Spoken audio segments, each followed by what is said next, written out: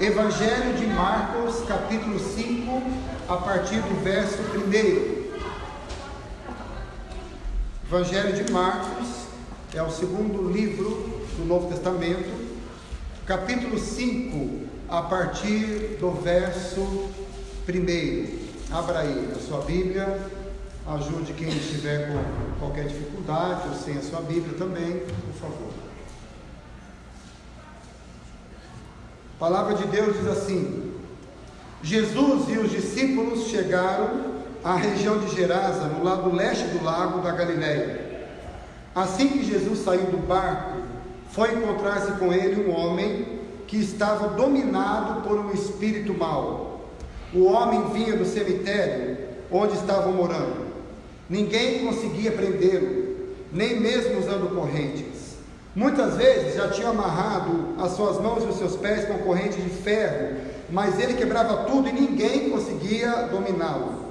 Passava os dias e as noites nos montes, entre os túmulos, gritando e se ferindo de propósito com pedras. Ele viu Jesus de longe, correu, caiu de joelhos diante dele e gritou: Jesus, Filho do Deus Altíssimo, o que o Senhor quer de mim? Em nome de Deus eu peço, não me castigues. E ele disse isso porque Jesus havia mandado o espírito mau, dizendo: espírito mau, saia desse homem. Então Jesus perguntou: como é que você se chama? E ele respondeu: meu nome é Multidão, porque somos muitos. E pedia com insistência a Jesus que não expulsasse os espíritos maus para fora daquela região. Os espíritos pediram a Jesus com insistência: nos mande ficar naqueles porcos, não nos deixe entrar neles. Jesus deixou, e os espíritos saíram do homem e entraram nos porcos. E estes eram quase 2.000, e se atiraram morro abaixo para dentro do lago e se afogaram. Os homens que estavam morando ou tomando conta dos porcos fugiram e espalharam a notícia na cidade e nos campos, e muita gente foi ver o que tinha acontecido. Quando chegaram perto de Jesus, viram um homem que antes estava dominado por demônios, e ficaram espantados, porque ele estava sentado, vestido e no seu perfeito juízo. Os que tinham visto tudo aquilo lhes contaram o que havia acontecido com o homem e com os porcos. Então começaram a pedir com insistência a Jesus que saísse da terra deles. E quando ele estava entrando no barco, o homem curado pediu com insistência: me deixe ir com o Senhor. Mas Jesus não deixou e disse: volte para casa e conte aos seus parentes o que o Senhor lhe fez e como ele foi bom para você. Então aquele homem foi embora e contava na região de Decápolis, ou das 10 cidades, o que Jesus tinha feito por eles, e todos ficavam admirados. Vamos orar e vamos pedir que o Senhor mais uma vez fale conosco e nos edifique, nos desafie à medida que nós ouvimos a meditação da sua palavra. Ó Pai, nós te agradecemos por esse privilégio de estarmos aqui juntos hoje, como igreja, como comunidade, para a glória do teu nome. Nós queremos e precisamos, Senhor, nessa hora, ouvir a tua voz e o recado que o Senhor tem para nós. Seja, portanto, Deus, esse tempo um momento de edificação para todos nós, ó Pai. Nós oramos para que tu fales conosco e que, ao ouvir a tua voz, os nossos corações sejam transformados pela tua graça. Nós oramos em nome de Jesus. Amém. A minha pergunta para você é a seguinte: você tem algum problema ou teria algum problema em morar perto de cemitério? Você já ouviu aquelas histórias arrepiantes sobre cemitério? Você lembra daquelas histórias quando você era pequeno? Você ouvia histórias que as pessoas contavam sobre cemitério, sobre pessoas que saíam dali meia-noite. Eu, quando era criança, vivia ouvindo histórias histórias assim. Eu me lembro, inclusive, quando eu estava pensando nisso, de uma história que eu ouvi uma vez, que um rapaz estava passando assim, já anoitecendo, já aquela penumbra, e ele estava voltando para casa, e ele precisou passar em frente ao cemitério, aquele muro ali que vai ao longo ali do cemitério. E ele viu que havia uma senhorinha, bem velhinha, andando ali bem devagarzinho, e ela estava assim com 2 sacolas, meio pesadas, pareciam pesadas, e ele falou: eu vou ajudar aquela senhora, porque já está escurecendo, já está escuro na verdade, e ela fazendo esse esforço, andando devagarzinho com essa sacola pesada. Eu vou até a casa dela, andar com ela até a casa dela para ajudá-la. E ele foi até ali, se ofereceu para cuidar daquelas sacolas, para andar com ela, e a velhinha ficou muito feliz. Que bom, meu filho, como você é carinhoso, amoroso, prestativo, que bom, então vamos caminhando. E eles foram bem devagarzinho, né, conversando, contando história, aquela coisa toda, e foi chegando em frente ao cemitério. Quando chegou ali bem em frente, ele falou assim: a senhora mora aqui na região? Ela disse: moro, meu filho, há muito tempo. E a senhora passa aqui em frente desse portão aqui, nessa escuridão, todo dia? Ela disse: toda noite. E ele perguntou assim, ele chegou mais perto dela e perguntou: escuta, e a senhora não tem medo de passar aqui, em frente a esse portão, cemitério aqui, toda noite nessa escuridão? E a velhinha chegou bem perto do ouvido dele e disse: meu filho, eu tinha muito medo quando eu era viva, agora eu não tenho mais. Aquele rapaz está correndo até hoje, não sabe nem onde ele está. É claro que era uma brincadeira, era uma velhinha espirituosa, bem-humorada, ela quis fazer uma brincadeira com ele não entendeu, né, que era uma brincadeira, tadinho, está correndo até hoje. A gente imagina que são só os loucos que gostam de ficar no cemitério, ou como esse texto aqui que eu li, gente que tem problemas espirituais, né, como esse endemoniado. Mas quero dizer para vocês que há muitas pessoas que por inúmeras razões vivem nos cemitérios. Eu estava lendo uma reportagem há algum tempo atrás de uma cidade, ou na cidade de Manila, que é a capital das Filipinas. Eu estava lendo uma coisa, um fenômeno sociológico muito interessante que acontece ali. Manila é uma cidade muito grande, muito densa, a densidade demográfica é alta ali, e por problemas dos mais variados, seja econômicos, de distância, uma série de razões, há muita gente que vive nos cemitérios daquela cidade. Há muita gente, calcula-se que mais ou menos, juntando os vários cemitérios que existem ali, calcula-se que 6.000 pessoas vivem no cemitério da cidade de Manila, que é uma cidade muito populosa. Para vocês terem uma ideia, a cidade de São Paulo tem 7.000 pessoas para cada quilômetro quadrado. 7.000 habitantes. A cidade de Mumbai, na Índia, 32.000 habitantes para cada quilômetro quadrado.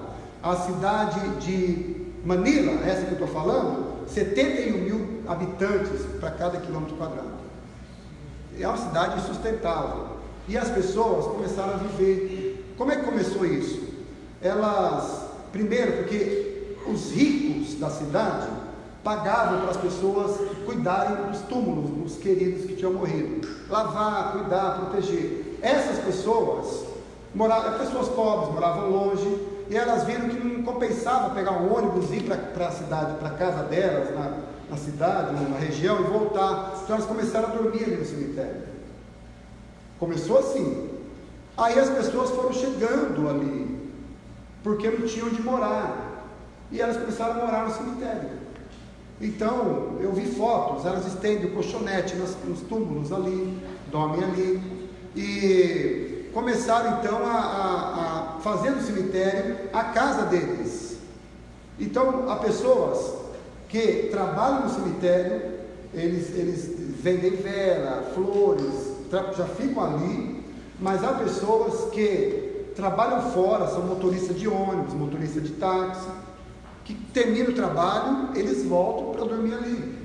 E eles desenvolveram a vida ali. Para vocês terem uma ideia, nesses cemitérios, por exemplo, você vai encontrar, claro, se você quiser ir lá visitar, você vai encontrar comércio. Há comércio ali dentro, não só comércio de flores e tal, mas há comércio que acontece ali. Há bares que funcionam ali no cemitério, karaokê, se quiser cantar uma musiquinha para alegrar a noite. As pessoas jogam vôlei ali, estendem a rede e brincam. As crianças crescem ali. A escola ali no cemitério, tanto de gente que mora ali, ensina as crianças, como gente que vem de fora do cemitério, ensina as crianças, a escola ali. Então, é uma situação em que as pessoas já se acostumaram. O que elas dizem é o seguinte: no começo é muito ruim, porque é estranho. Você dorme aqui e há ossos que estão descobertos do teu lado. É estranho, é um pouco assustador, cheira mal, é uma coisa assim meio deprimente. Mas o que eles disseram é: depois você acostuma. É isso que eles disseram. Depois você acostuma com essas coisas. Então você está tomando banho ali e tem ossos jogados ali, você não liga mais para isso. Às vezes há um funeral acontecendo, um enterro ali, e as crianças estão jogando bola aqui, normal, porque as pessoas se acostumam. Porque na verdade as pessoas se acostumam com tudo, até mesmo com os cemitérios. Isso é uma coisa impressionante, não é? E é disso que trata esse texto aqui. Esse texto trata das coisas ruins com as quais a gente se acostuma ao longo da nossa vida. E é sobre isso que eu quero falar com vocês hoje. Você já se acostumou com aquilo que é ruim?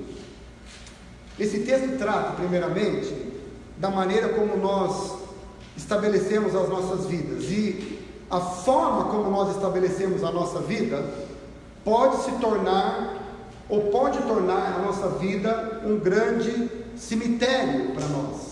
A forma como a gente estabelece a nossa vida, as decisões que a gente toma, a maneira como a gente decide viver, pode tornar a nossa vida um grande cemitério. E entenda, cemitério, claro, é lugar de morte, cemitério lembra morte, mas cemitério pode lembrar miséria, cemitério pode lembrar uma vida de prisão, cemitério pode significar uma falta de perspectiva e de futuro. No caso dessas pessoas que vivem lá em Manila, a questão é econômica, eles foram forçados a viver ali. Eles não queriam, mas uma força maior, que a questão econômica, os levou para viver naquele lugar. Mas a Bíblia conta a história que eu li para vocês aqui, de um homem que não foi por questões econômicas, mas foi por uma questão espiritual, um sujeito que, por conta de uma força maior do que ele, acabou vivendo no cemitério ali na região de Gadara ou de Gerasa, depende da tradução. O texto que eu li fala de um homem que era perturbado por demônios, era habitado por demônios, e por causa disso também possuía uma perturbação mental e emocional que o levava a viver nos cemitérios daquela região. E a Bíblia diz que por viver ali, ou por ser dominado por espíritos maus, as pessoas tentavam acorrentá-lo para que ele não fizesse mal para as pessoas e nem para ele, mas ele quebrava as correntes, tal a força que ele possuía por causa da habitação dos espíritos maus, quebrava as correntes e vivia se cortando com ferro, com vidro, vivia se ferindo. Então, mesmo que as pessoas tentassem impedir aquilo, elas não conseguiam. Então o que elas faziam? Elas de certa maneira, elas também empurravam aquela pessoa para o cemitério, porque era assim, era uma aldeia, certo? Ali em Gadara, era uma aldeia rural, criadores de porcos. Então eles não queriam problema. Aquele homem era o louco da cidade, ele era o doido ali da aldeia. Então o que eles faziam? Eles procuravam deixar aquele homem no cemitério para que ali ele ficasse e não desse problema para ninguém. Então aquele homem era a referência do desequilibrado na aldeia, era a referência do lunático que havia, do problemático que havia ali na região. Ele não queria estar ali, mas por conta da sua doença espiritual, mental e emocional, ele acabou parando ali e vivendo naquele cemitério. Nenhum texto, nenhuma narrativa diz quanto tempo ele ficou ali até ele encontrar-se com Jesus. Não se sabe quanto tempo, mas o fato é que ele habitava naquele lugar. Segunda coisa de que trata esse texto é que existem muitas pessoas que, sem querer, se envolvem em algumas prisões. Existem prisões que nos envolvem, e sem que a gente perceba, a gente vai caminhando para habitar nessas prisões.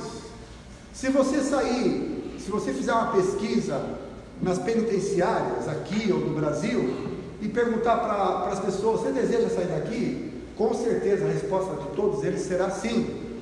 Todo mundo quer sair das prisões, mas o que as pessoas não percebem é que há muitos que caminham para as prisões sem perceber. Há muitos que vão morar no cemitério sem perceber que elas estão indo morar no cemitério. E o que é pior, elas se acostumam com esses cemitérios e se acostumam com essas prisões. É disso que o texto está falando. Ele está falando dessas prisões e desses cemitérios para os quais a gente caminha e começa a viver, estabelecer a nossa vida ali, e nós acostumamos com eles e achamos que ali é um lugar bom da gente viver. Então esse texto está tratando dessa atitude que a gente desenvolve, que é a atitude de nos acostumarmos com as mais diversas situações da nossa vida, por piores que elas sejam. É disso que o texto está falando.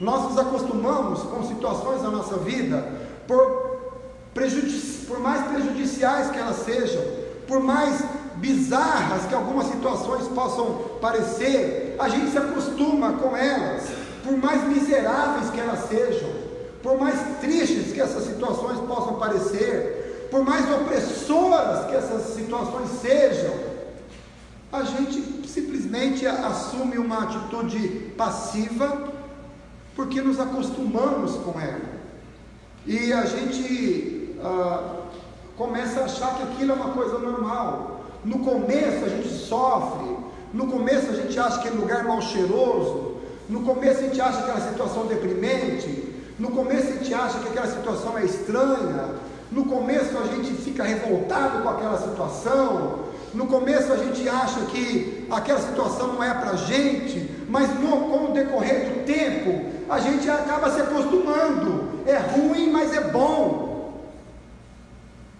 É assim que a gente faz. É ruim, mas é bom. Não está bom, mas está, porque não tem outro jeito. A gente pensa assim na nossa cabeça. E a gente descobre que há muitos de nós que vivem nos seus cemitérios pessoais e gostam deles, e desenvolvem a vida ali, a semelhança desse cemitério lá em Manila, e constrói a casa dos seus sonhos no cemitério, e tem o emprego dos seus sonhos no cemitério, e tem o seu lazer no cemitério, e acha que aquele espaço ali, cercado por muros, é o lugar onde ela tem que viver, e é o jeito que ela tem que viver. Não é bom, mas está bom. Não é o que eu queria, mas é o que eu tenho, e eu vou viver assim. Essa é uma situação absolutamente deprimente, mas é assim que a gente vive. Há alguma situação ruim com a qual você já se acostumou? Há pessoas que dizem: Ah, meu casamento não é bom, mas todo casamento é assim mesmo. Já se acostumaram com o ruim. Ah, minha fé parece uma gangorra, uma hora está lá em cima, outra hora está lá embaixo. Ah, mas é assim mesmo, a gente vive desse jeito, já se acostumou com o ruim. Ah, eu queria tanto uma vida relevante, uma vida mais significativa, mas minha vida é isso aqui mesmo. Ah, mas tá bom, é assim mesmo, a vida é assim mesmo, a gente vai levando, já se acostumou com o ruim. Ah, eu gostaria de ser mais útil para as pessoas, eu gostaria de servir mais as pessoas, mas a minha vida é tão corrida, eu tenho outras prioridades, é assim mesmo, o dia que der eu faço, o dia que der eu sirvo, o dia que der eu vou fazer o que eu acho importante, mas minha vida é tão corrida, é assim mesmo, já se acostumou com o ruim. Eu gostaria de me envolver mais no reino de Deus, eu gostaria de ser uma pessoa mais apaixonada pelo Senhor, mais apaixonada pelo reino de Deus, mas a minha agenda não deixa. Já se acostumou com o ruim. Ou há aqueles pais que dizem: puxa, eu sinto que o meu relacionamento com os meus filhos precisa de ajustes, mas é tão difícil, eu vou levando do jeito que dá. Já se acostumou com o ruim. Você está percebendo como é que a gente faz, sem a gente perceber que a gente vai se acostumando com essas coisas na nossa vida? Há situações opressoras que prejudicam a nossa vida, e nós sabemos disso. A gente sabe que não é bom, a gente sabe que aquilo faz mal para a nossa saúde, aquilo faz mal para as nossas emoções, aquilo faz mal para a nossa existência, sentimentos que a gente guarda no nosso coração, que matam a gente todo dia, lembranças que a gente tem, mágoas que a gente tem, dificuldades que a gente sabe que aquilo é ruim, que aquilo corrói a gente, situações que a gente vive, circunstâncias a que a gente se submete na nossa vida, decisões que a gente toma na nossa vida, a gente sabe que não é bom, mas a gente faz, porque a gente já se acostumou com essas coisas, e a gente não quer mudar a direção da nossa vida. É disso que esse texto está tratando. Agora, o texto nos diz e nos ensina que a presença de Jesus era a única chance de libertação para aquela gente, para aquela aldeia e para aquele homem endemoniado. E foi o que aconteceu. Vocês viram aqui no texto, vocês leram que quando aquele homem endemoniado viu Jesus, correu até Jesus e disse: Jesus, Filho do Deus Altíssimo, o que é que o Senhor quer com a gente? E Jesus sabia o que estava acontecendo com aquele rapaz e disse: quem está aí dentro? E os demônios disseram: nós estamos em muitos aqui. E Jesus disse: vão embora dessa vida, vão para longe daqui. E a Bíblia diz que aquele rapaz ficou livre, completamente liberto, completamente. No finalzinho do texto diz que aquele rapaz, quando foi visto pela cidade, pela aldeia, pelas pessoas daquela aldeia, ele estava completamente diferente, equilibrado, a sua mente funcionava direitinho, as suas emoções estavam no lugar, ele já não estava mais nu como antes, ele estava vestido, sentadinho, bonitinho ali no seu lugar, porque Jesus o havia libertado completamente. Agora, preste atenção, aconteceu uma coisa estranha naquele lugar, uma coisa muito estranha. Por quê? Porque, ora, a coisa mais natural do mundo seria que a população daquela aldeia, vendo o milagre de Jesus, a coisa mais natural seria que eles dissessem: Jesus, vem cá, você fez um milagre na vida desse louco, desse endemoniado, o Senhor mudou a vida dele. Senhor, vem aqui na minha casa, porque tem mais uns loucos aqui para o Senhor curar. Senhor, vem na minha casa, porque tem gente doente aqui. Senhor, vem aqui na minha casa, porque eu quero aprender mais do reino de Deus. Não seria a coisa mais natural isso acontecer? Agora, a coisa estranha é que aconteceu o contrário. Quando aquela população toda viu aquele homem sentado ali, que ele não era mais louco, ele não era mais endemoniado, ele não era mais perturbado. Quando a população soube que aquele homem estava ali, e quando eles souberam que para aquele homem estar ali, os demônios entraram nos porcos, e 2.000 porcos foram ribanceira abaixo e se perderam, aquela população toda foi até Jesus e disse: Senhor, vai embora daqui, nós não queremos o Senhor aqui, não dá certo o Senhor aqui, o Senhor aqui é um problema para a gente, ou o Senhor mora aqui, ou os porcos moram aqui, e a gente precisa dos porcos para a nossa economia, então não dá para viver Jesus e os porcos no mesmo lugar, é melhor o Senhor ir embora, ou então deixasse o demônio na pessoa, porque enquanto os demônios estão na pessoa, ele está lá no cemitério, ninguém dá trabalho para a gente. Estava tudo bem, Senhor, o problema era o homem louco, endemoniado, os porcos estavam aqui, a gente criava, vendia, agora o Senhor veio aqui, curou esse lunático, mas a gente perdeu os porcos. E o texto diz, aqui na minha tradução, que eles pediam com insistência para Jesus ir embora, com insistência, e eles diziam: Senhor, nos deixe em paz. Você já viu uma coisa dessa? Alguém dizer para Jesus deixá-lo em paz: Senhor, me deixe em paz, que a sua presença aqui me dá muito trabalho, é perturbadora, perturba mais que os demônios a sua presença aqui na nossa vida. A razão do pedido, eu já expliquei, foi essa, porque eles não queriam ficar sem os porcos. Aliás, eles já tinham se acostumados com aquela vida, já estavam acostumados com o endemoniado, com o louco, gritando, quebrando corrente, se cortando com vidro, era normal. Então eles estavam ali na casa deles, jantando à noite, ouviam os gritos lá do cemitério, diziam: é o louco que está gritando, deixa ele lá quietinho, está com corrente, deixa ele lá, não faz mal para ninguém. Eles já haviam se acostumado com aquilo, agora era a rotina deles. E quando eles viram Jesus ali naquela aldeia, e tudo que ele tinha feito, eles pensaram assim: alguma coisa vai acontecer se Jesus ficar aqui, ele vai transtornar a nossa rotina, porque imagine o que vai acontecer aqui, a hora que Jesus visitar a minha casa, a hora que Jesus visitar as pessoas, meus vizinhos. Imagine o que vai acontecer se Jesus encontrar um adolescente aqui na aldeia, e esse adolescente disser: Jesus, eu quero te seguir. O que vai acontecer? Ele vai ter que ir embora da aldeia, meu filho vai ter que sair de casa para seguir Jesus. O que vai acontecer se Jesus entrar na minha casa, ou naquela casa, ou na outra casa, e Jesus perguntar para mim, para minha esposa, como é que vai o seu casamento, como é que vão os seus relacionamentos? E se ele perguntar, isso vai virar um transtorno na minha vida.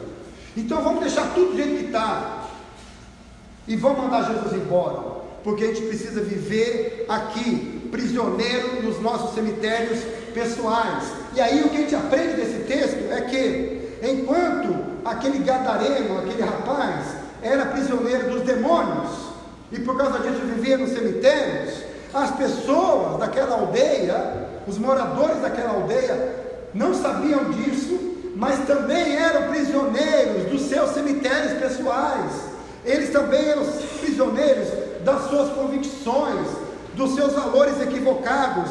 Eles eram prisioneiros deles mesmos, da sua ganância, da sua rotina, da sua mesmice, da sua mediocridade, do desejo de não mudar, do desejo de continuar como estava, do desejo de tocar a vida daquele jeito. Eles eram prisioneiros dessa incapacidade de abrir o coração para Jesus, de abrir o coração para o reino de Deus, de abrir o coração para alguma coisa nova que Deus podia ter para a vida deles. E eles perderam a chance de ver o reino de Deus entrar na aldeia deles de uma forma completa. Eles perderam a chance, porque eles disseram: Jesus, vai embora daqui, nos deixe em paz. Você tem medo do que Deus possa fazer na sua vida? Você tem receio do que Ele pode fazer com você? Do transtorno que Ele pode gerar na sua vida? Transtorno no bom sentido, da reviravolta que Ele pode fazer na sua vida? Você já pensou você acordar amanhã com uma sede de Deus, incontrolável, e você disser: meu Deus, eu preciso buscar a Deus, eu vou acordar uma hora antes hoje, porque eu tenho que ler a Bíblia, eu tenho que ler, eu tenho que orar. Fala: meu Deus, me livre disso, eu não quero fazer isso, eu vou virar um louco. Você tem medo que Deus faça isso com você? Que Deus te dê uma sede dele, que você não suporte, você tem que comer da palavra dele, e buscá-lo. Você tem medo de que Deus mude os teus hábitos, de coisas que você gosta de fazer, que te trazem assim um certo prazer, uma certa segurança, e Deus mude essas coisas na sua vida, e os horários que você tem para você, agora você não tem mais para você, porque você agora quer servir pessoas, você quer servir a Deus, você quer falar de Jesus, você quer ser uma pessoa útil, diferente. Você tem receio dessas coisas? Aqueles homens tinham, e por isso eles disseram: Jesus, vai embora daqui, dá muito trabalho para o Senhor na nossa vida, dá muito trabalho ter o Senhor perto da gente, deixa a gente como a gente está. Foi isso que eles disseram para Jesus, e Jesus entrou no barco para ir embora. Sabe por quê? Porque a libertação de Jesus envolve muito mais do que ficar livre. A libertação de Jesus envolve renúncia, por exemplo. A libertação de Jesus envolve uma nova mentalidade, envolve eu querer ter uma nova mentalidade, um novo jeito de pensar, um novo jeito de viver.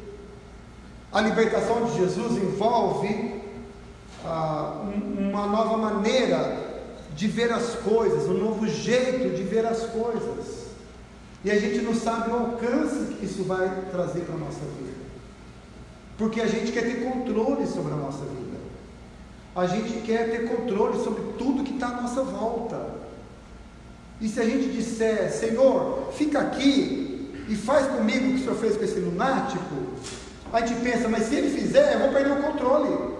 Só que a gente não sabe que a gente já perdeu o controle, porque a partir do momento que você quer manter o controle da sua vida, é porque você já não tem mais esse controle, é por isso que você quer ter, porque já não existe mais.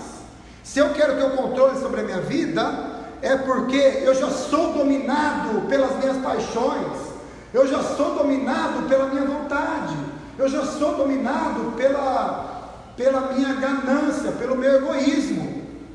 Então eu já não sou dono de nada, já não tenho controle de nada.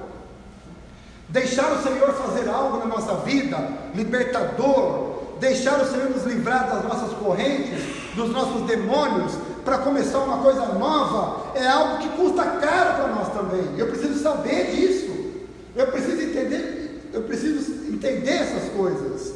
O Senhor vai me libertar, mas isso tem um preço na minha vida.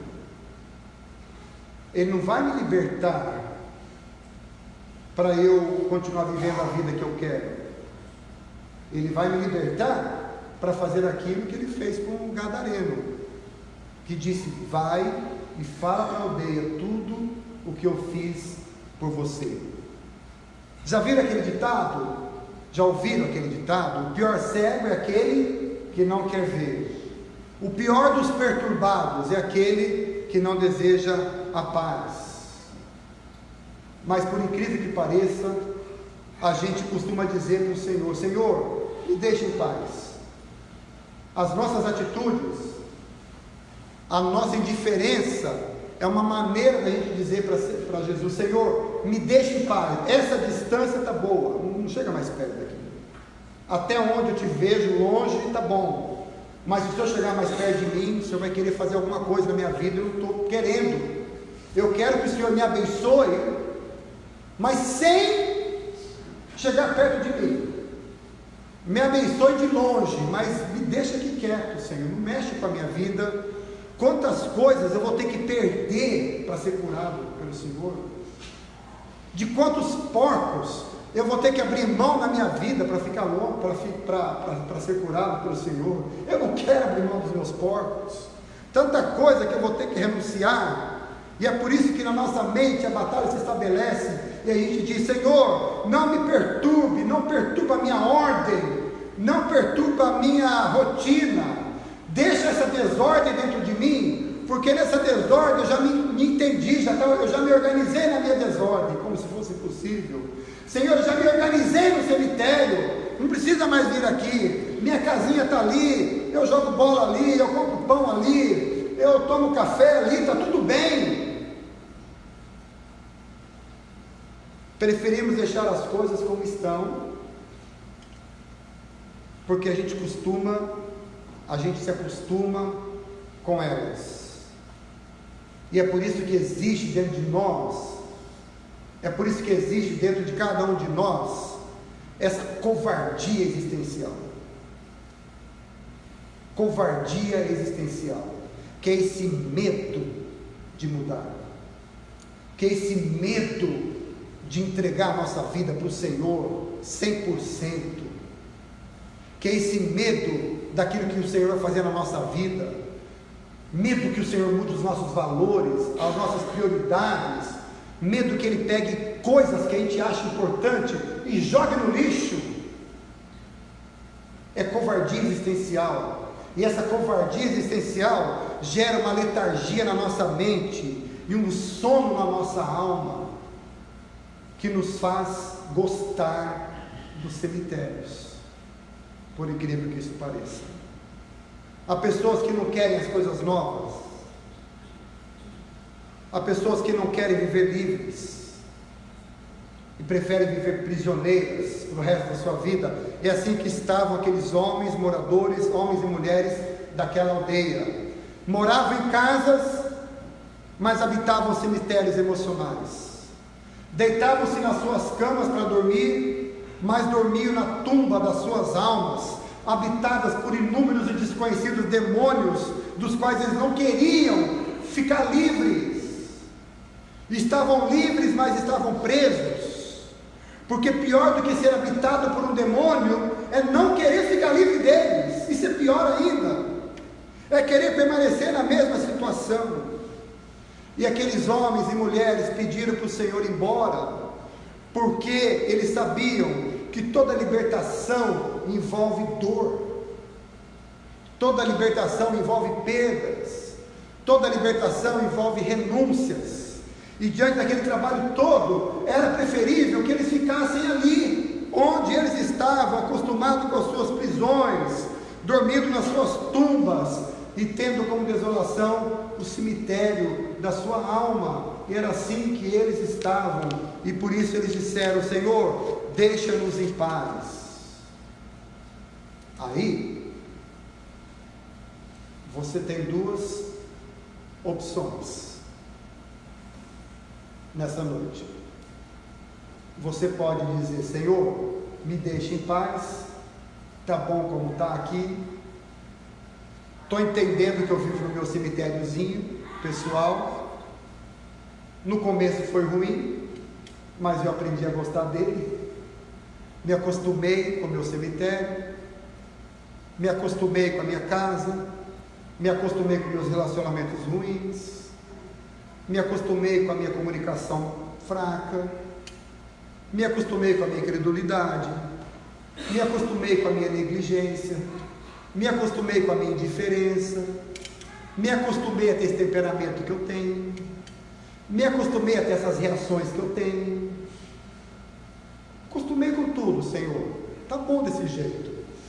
O Senhor fica mais um pouquinho para lá, mais para lá um pouquinho, Senhor, está incomodando um pouco, e eu fico aqui, venho à igreja todo domingo, canto um pouquinho, dou meu dízimozinho, cumprimento o pastor, volto para casa, aliás, para o meu cemitério.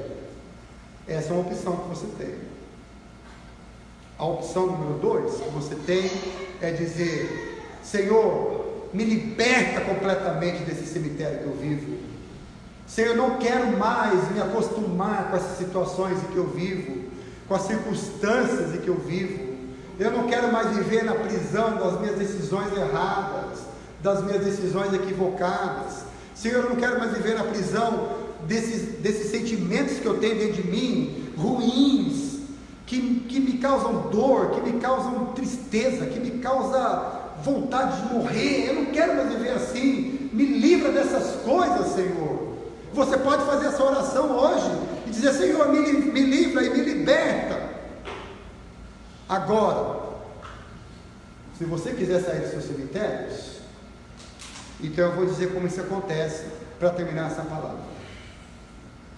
Primeira coisa, talvez você já esteja fazendo isso à medida que você está me ouvindo.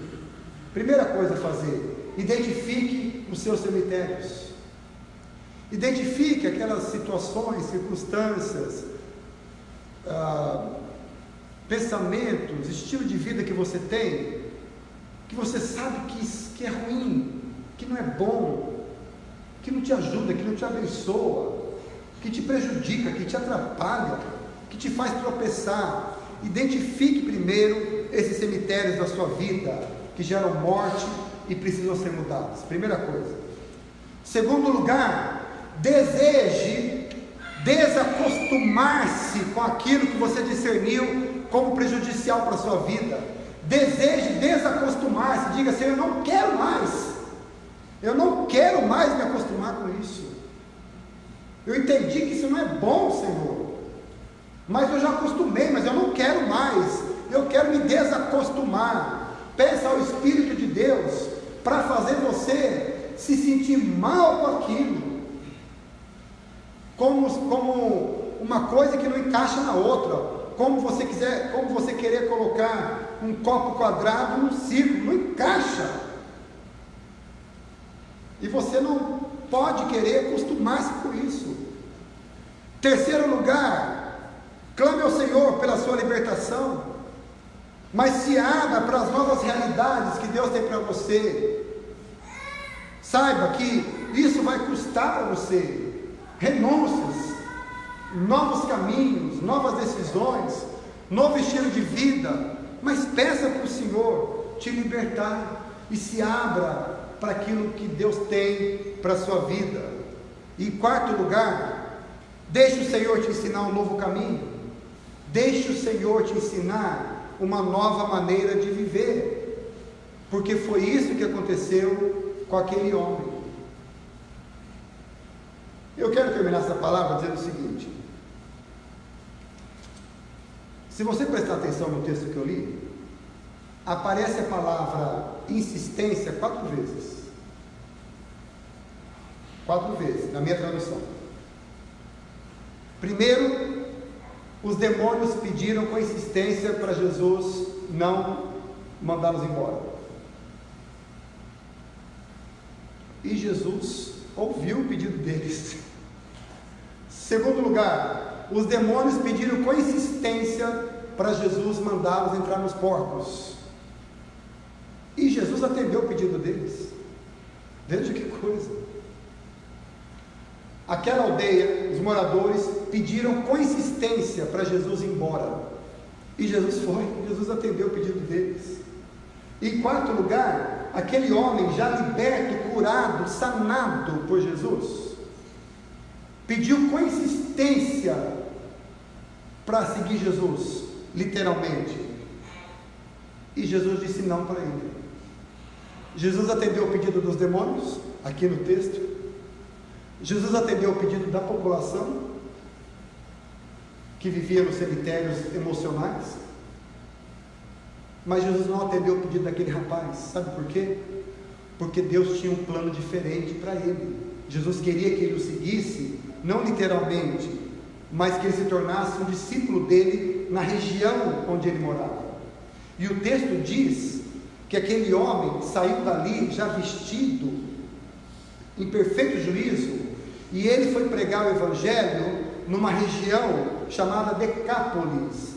Decápolis era uma região que envolvia 10 cidades, por isso chama Decápolis, envolvia 10 cidades. Ali havia uma fomentação da cultura grega. E você sabe que a cultura grega influenciou a nossa vida, influencia até hoje muito mais do que a gente imagina. Os filósofos gregos, a própria a ideia de democracia que a gente tem, havia 2000 anos atrás, lá na Grécia, e essas cidades tinham cultura grega. Então veja só, uma vez o Evangelho chegou nessa cultura grega, teve contato com essa cultura, e a primeira pessoa que levou a semente do Evangelho para a cultura grega, que revolucionou a cultura grega, a primeira pessoa que fez isso foi um ex-endemoniado, um ex-lunático, um ex-louco, um ex-cortador de si mesmo e um ex-habitante de cemitério. Porque Cristo sempre começa com alguém, alguma coisa. Em nossa sociedade, em nosso círculo, Ele sempre começa com alguém. E por que Ele não poderia começar conosco? Deus quer começar alguma coisa com você. Ele começou uma coisa nova naquelas cidades, com aquele homem. Ele libertou aquele homem para começar uma coisa nova. Com ele, uma semente, uma luz no meio daquelas trevas da cultura grega. Aquele homem se tornou uma semente do Evangelho, uma semente do reino. E a minha palavra para você é essa: Deus quer libertar você, porque Ele quer começar uma coisa nova com você, na sua família, no seu casamento, com seus filhos, com seus pais, com seus amigos, no seu trabalho. Deus quer começar uma coisa nova, uma semente de uma coisa bonita, que Ele irá fazer brotar e florescer para a glória dEle, para abençoar pessoas. É o que Deus quer fazer. Ele quer começar uma coisa nova com você. Foi por isso que Jesus disse para aquele homem: vá embora e fale para as pessoas aquilo que eu fiz na sua vida. E do mesmo jeito, Ele quer trazer libertação para nós, porque Ele quer começar coisas novas na nossa vida, e Ele quer começar coisas novas através de nós também. Por isso a minha palavra para você hoje é essa: saia dos seus cemitérios, desacostume-se com eles, fique indignado com os cemitérios onde você vive, e decida abandoná-los, para que o Senhor comece uma coisa nova, bonita, profunda, e cuja dimensão talvez você não tenha ideia onde vai parar. Deixe o Senhor começar uma coisa nova na sua vida nessa noite. Amém? Podemos orar? Eu quero pedir para você orar aí no seu lugar. Eu quero pedir para você que entendeu essa palavra, que você ore comigo em voz alta, assim, bonita, que revela o desejo do teu coração. Diga assim: Senhor Jesus, eu entendi nessa noite que os cemitérios são mais concretos do que eu imaginava. Eles estão em todas as partes, e eles estão dentro de mim. Mas eu entendi também que eu não preciso mais me acostumar com eles. E a minha oração é: me desinstale, Jesus, me tira desse lugar, quebra as minhas correntes, as minhas correntes emocionais, dos meus valores errados, das minhas convicções equivocadas, de um jeito de viver indiferente, incrédulo. Liberta-me, Jesus, para viver a vida que o Senhor tem para mim, para que eu seja uma semente de uma coisa boa, bonita, nova, que o Senhor irá fazer a partir de hoje, para a glória do teu nome.